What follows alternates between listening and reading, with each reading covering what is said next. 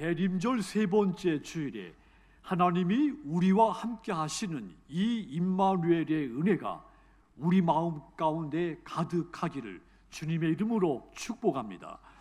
자, 대림절의 하나님은 임마누엘의 하나님이십니다. 하나님이 이 땅에 강림하셔서 우리와 함께 하시기 때문입니다. 자, 그런데 임마누엘의 하나님으로 우리에게 오신 그 예수님을 기다리는 대림절인 지금, 자, 우리나라가 혼돈의 시기를 지금 보내고 있습니다. 예수 믿는 우리가 희생적으로 이 민족을 위해서 하나님께 부르짖어 기도해야 될 줄 믿습니다. 하나님은 하나님을 찾고 부르짖는 백성들을 반드시 구원하시고 회복시키시는 분이기 때문입니다. 자, 북아메리카의 한 부족은 아이가 성년이 되는 마지막 의식이 있습니다. 아이를 마을에서 멀리 떨어진 숲속으로 데려가서 눈을 가린 채 밤을 지내게 한답니다. 자, 눈 가리개를 한 아이는 아침 햇살이 뜰 때까지 이것을 벗으면 안 됩니다. 아이는 밤새 매서운 바람소리, 들짐승의 울음소리를 들으면서 그 공포감을 밤새 견뎌야 되는 겁니다. 자, 그렇게 힘든 두려운 밤을 이겨낸 아이가 마침내 그 마을에서 성인으로 인정을 받는 겁니다. 자, 그런데 아침에 눈 가리개를 벗을 때 아이는 아버지를 보게 되는 겁니다. 아이에게 무슨 일이 생길까 걱정해서 아버지가 조금 떨어진 곳에서 밤새 뜬 눈으로 이 아이를 지키고 있었다는 겁니다. 자, 이것이 아버지의 마음입니다. 이것이 또한 하나님의 마음인 겁니다. 인생의 어둡고 힘든 밤을 함께 하시고 다시 손잡아 주시는 분이 임마누엘의 하나님이신 겁니다.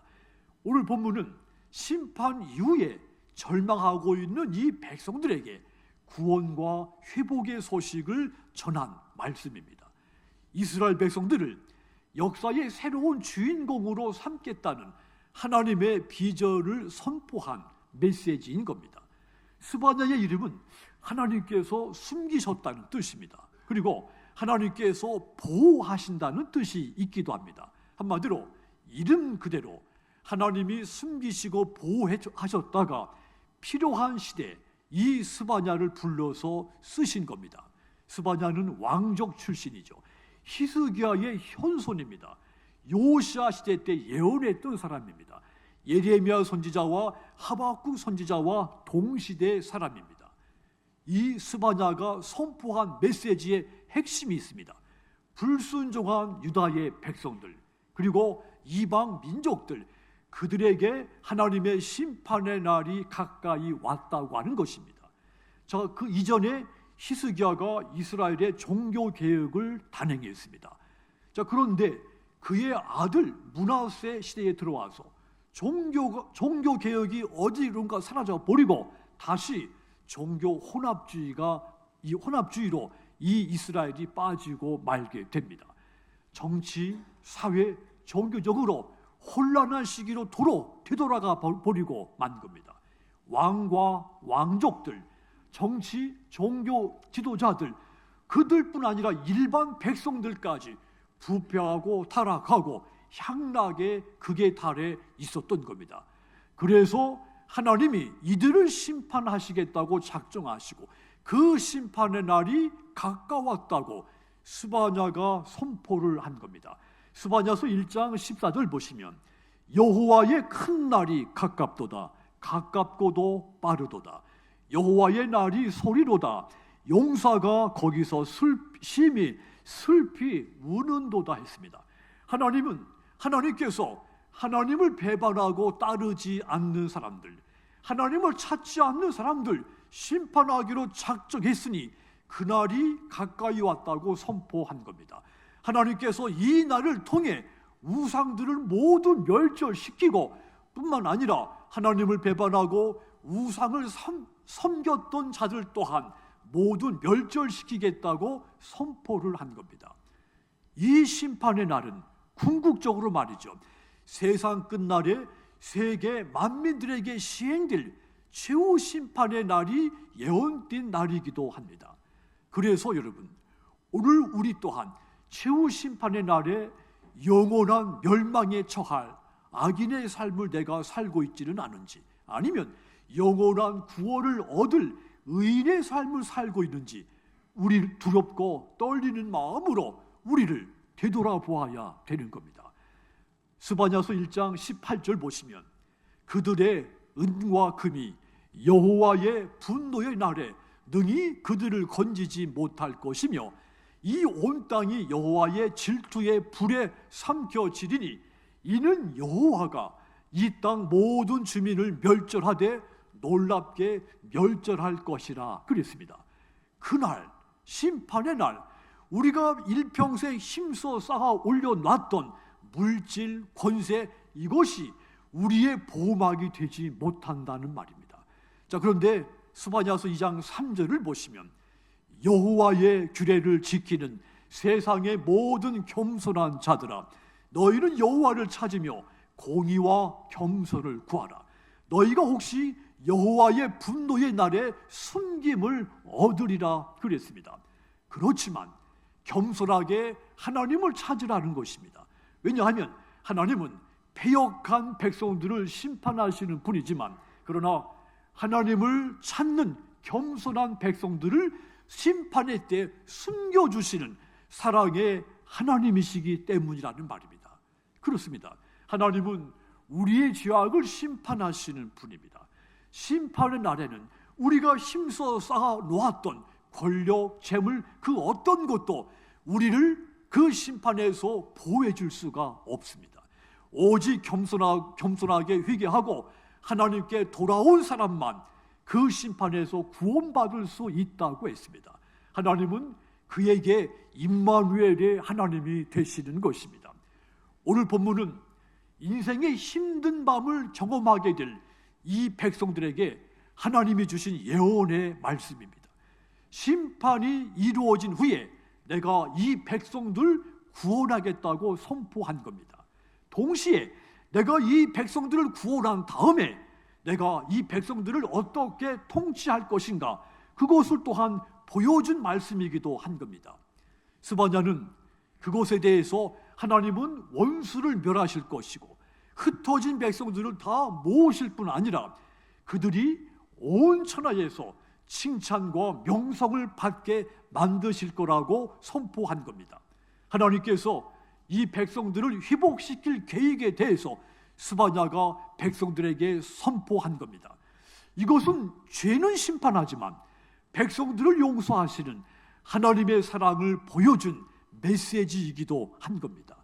스바냐서 3장 15절은 그 말씀입니다.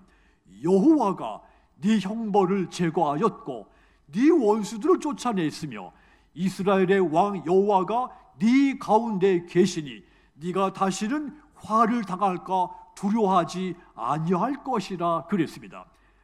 이스라엘의 왕 여호와가 네 가운데 계신다고 선포했습니다. 그렇습니다. 하나님은 사랑이시기 때문에 그 백성들과 함께 하시는 임마누엘의 하나님이신 겁니다. 저와 여러분의 인생도 마찬가지입니다.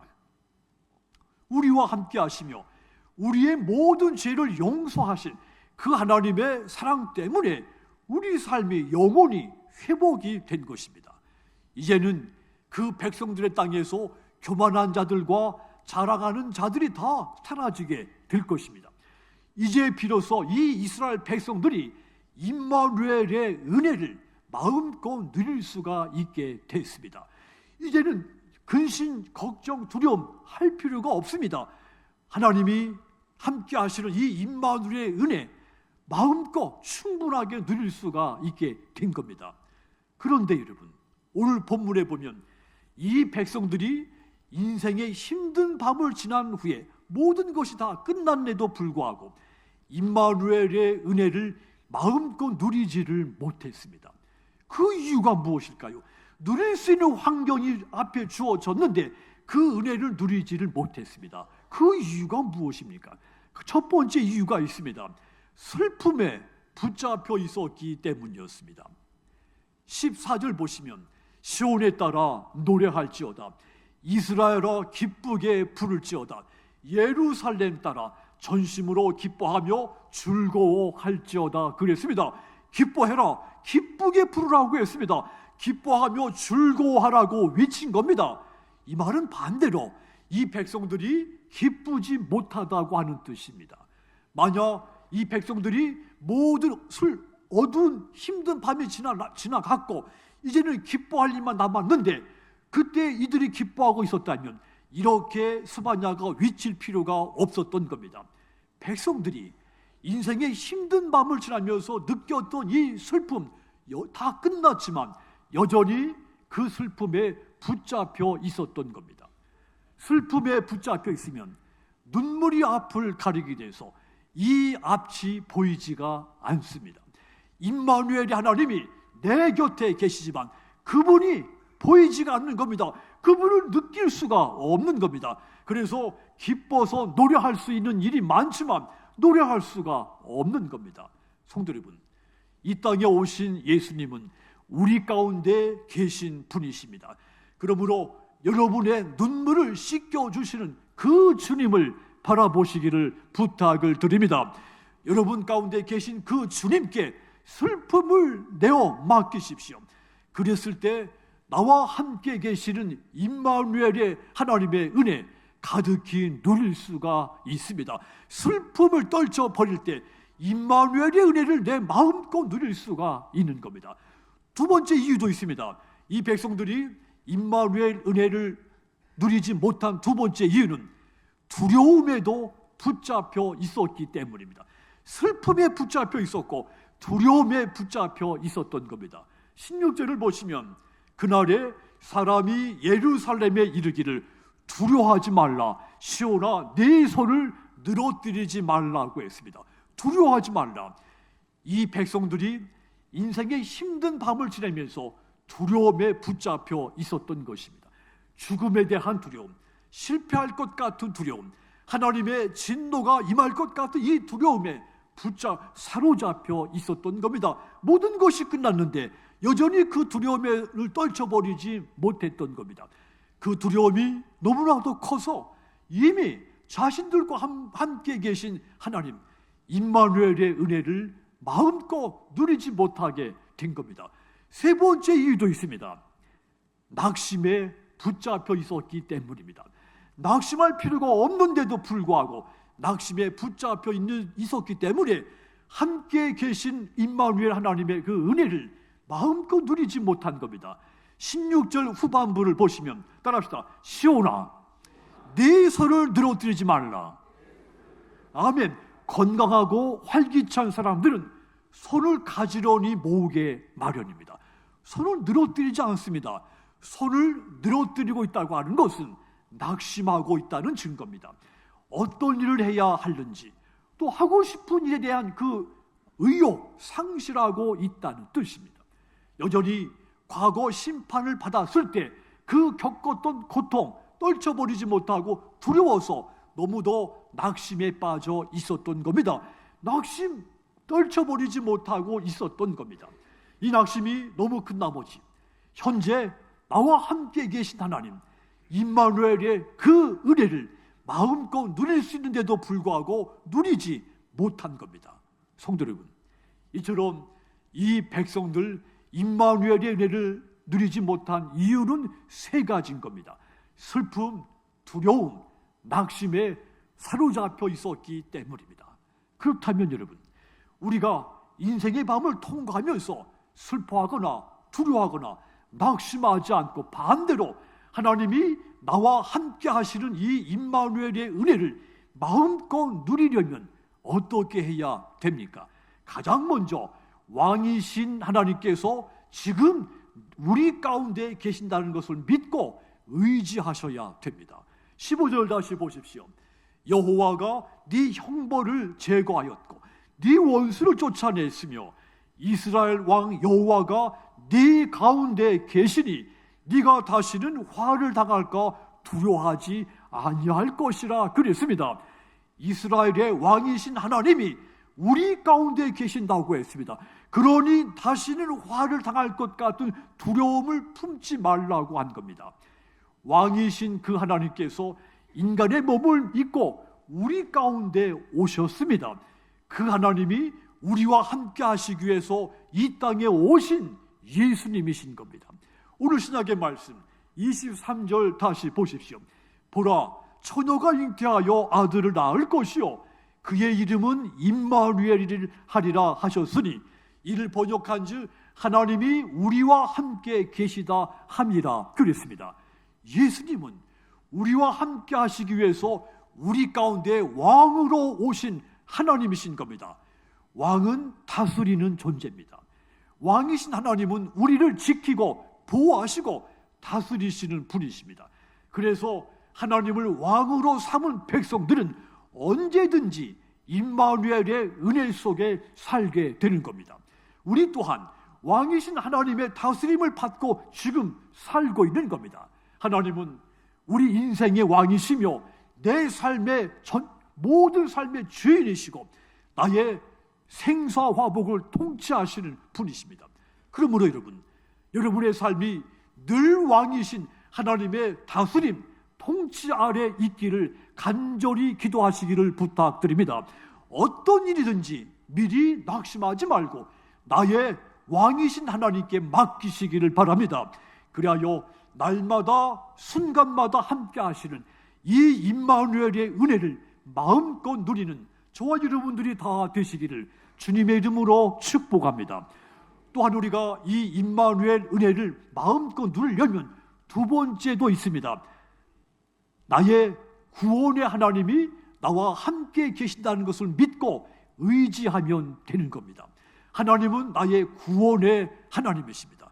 17절 앞부분을 보시면 너의 하나님 여호와가 너의 가운데 계시는, 따라합시다. 그는 구원을 베푸실 전능자이시니라. 아멘. 우리와 함께 하시는 임마누엘의 하나님은 구원을 베푸시는 나에게 전능하신 하나님이시라고 했습니다. 하나님의 백성들은 하나님을 향해서 구원의 하나님이라고 부릅니다. 구원은 질병과 가난과 온갖 재난에서 건짐을 받는 현세적인 구원이 있습니다. 그리고 장차 받을 영원한 하늘의 구원이 있습니다. 복음서에는 언제든지 이 두 가지 구원이 섞여 있습니다. 소돔과 고모라가 타락해서 그곳에 희망이 사라졌을 때 하나님은 이 도시를 멸망시키기로 작정했습니다. 자, 그런데 하나님은 아브라함의 기도를 들으셨습니다. 그래서 롯과 그의 세 딸을 구원해 주셨습니다. 죽음에서 구원하신 겁니다. 현세적인 구원을 그들에게 베풀어 주신 겁니다. 구약의 이스라엘 백성들 그 역사를 보면 질병, 재난, 강대국의 포로 생활, 식민지 이런 상황에서 건져내 구원하신 이야기가 많습니다. 현세적인 구원을 이 백성들에게 베풀어 줬다는 뜻입니다. 지금 우리도 마찬가지입니다. 국가적으로나 개인적으로 현세적인 구원을 베푸시는 그 하나님의 손길을 간절히 기다리는 시대를 살고 있습니다. 동시에 앞으로 우리가 얻게 될 영원한 하늘의 구원을 또한 소망하며 살고 있기도 한 겁니다. 나를 무겁게 하는 이 어려운 현실이 거대한 산처럼 나를 짓누르고 있기 때문입니다. 임마누엘의 하나님, 그분의 구원이 간절한 시대를 지금 살고 있는 겁니다. 다윗은 두려움에 사로잡혀 있을 때 하나님의 구원을 간절히 구했습니다. 그때마다 하나님은 다윗을 구원해 주셨습니다. 시편 18편 46절 보시면 여호와는 살아계시니 나의 반석을 찬송하며 내 구원의 하나님을 높일지로다 그랬습니다. 구원의 하나님을 노래한 것입니다. 하나님은 우리가 깊은 웅덩이와 수렁에 빠졌다 할지라도 능히 우리를 구원해 내실 전능자 임마누엘 하나님이십니다. 그러므로 우리는 인생의 힘든 밤을 지나더라도 두려워할 필요가 없습니다. 구원의 하나님을 꼭 붙잡으시면 됩니다. 하여 지금 이 순간에도 나와 함께 하셔서 나를 질병과 재난과 모든 힘든 일 가운데서 구원하시고 또 장차 영원한 하나님의 나라에 들어간 그 구원을 행하시는 임마누엘의 은혜를 가득히 누리는 저와 여러분들 모두 되시기를 주님의 이름으로 축복합니다. 또한 우리가 임마누엘 그 은혜를 누리기 위해서는 사랑의 하나님이 지금 나와 함께 하시고 나 때문에 그분이 기뻐하신다는 것을 믿고 의지하면 됩니다.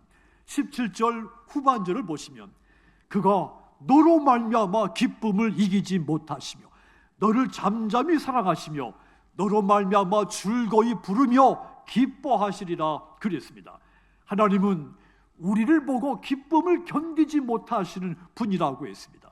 이것은 우리가 하나님이 보실 때 우리 속에 하나님이 기뻐하실 수 있는 뭔가 자격이 있어서가 아닙니다. 부모들이 자기 자녀를 보면 무조건 사랑하고 기쁜 것 같이 하나님 또한 우리를 보실 때 무조건 사랑하고 기뻐하신 겁니다. 하나님의 이 사랑 속에는 희생과 보호의 속성이 있습니다. 하나님의 사랑이 우리에게 그 사랑으로 나타내 주셨는데 그것이 바로 예수님이신 겁니다. 이 예수님의 사랑 속에는 우리에 대한 희생과 사랑의 보호가 있었습니다. 요한일서 4장 9절은 그 증거입니다. 하나님의 사랑이 우리에게 이렇게 나타난 바 되었으니 하나님이 자기의 독생자를 세상에 보내심은 그로 말미암아 우리를 살리려 하심이라 그랬습니다. 하나님께서 자기 아들을 주시기까지 우리를 사랑하셨다고 했습니다. 우리를 죄에서 구원해서 살려내시고 영원한 하늘의 구원을 주시기 위해서 아들까지 보내셨다고 했습니다.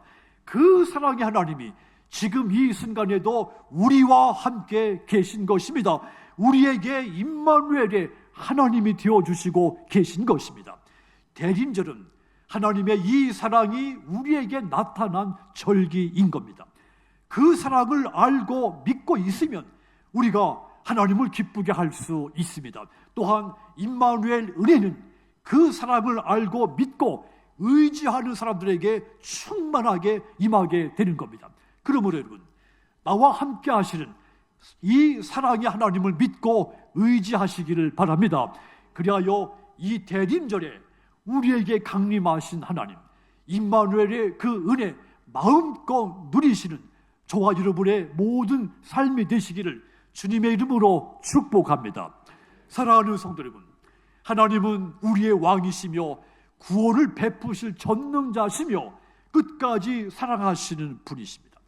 그 하나님은 우리를 보고 기쁨을 참지 못하시는 분입니다. 너를 인하여 즐거이 부르며 기뻐하신다고 했습니다. 자녀들로 인해서 기뻐하는 부모처럼 우리를 보실 때마다 기뻐하시는 분이라고 했습니다. 그렇다면 이제는 우리가 그 사랑에 응답할 때가 된 겁니다. 나를 기뻐하시는 하나님, 저와 여러분이 천하 만민 가운데 비판과 조롱받고 모든 일에 반대를 받는 그런 존재로 사는 것을 원치 않습니다. 저와 여러분들이 천하 만민 가운데 명성과 칭찬을 받으며 사는 것을 원하십니다. 스바냐서 3장 20절은 그 하나님의 마음을 표현한 말입니다. 내가 그때 너희를 이끌고 그때에 너희를 모을지라. 내가 너희 목전에서 너희의 사로잡힘을 돌이킬 때에 너희에게 천하 만민 가운데서 명성과 칭찬을 얻게 하리라. 여호와의 말이니라. 아멘. 이것이 하나님의 마음입니다. 하나님은 자신의 백성들이 온 세상에서 하나님의 이름을 높이고 그로 인해서 천하 만민 가운데 명성과 칭찬을 받는 그날을 기대하시는 겁니다. 그러므로 여러분, 하나님이 기뻐하시고 사랑하는 백성으로서 왕이시고 구원이시고 사랑이신 임마누엘의 하나님을 믿고 의지하며 사시기를 부탁드립니다. 그리하여 이 대림절에 우리와 함께 하시는 임마누엘의 그 은혜를 마음껏 누리시는 저와 여러분 다 되시기를 주님의 이름으로 축복합니다. 기도하겠습니다.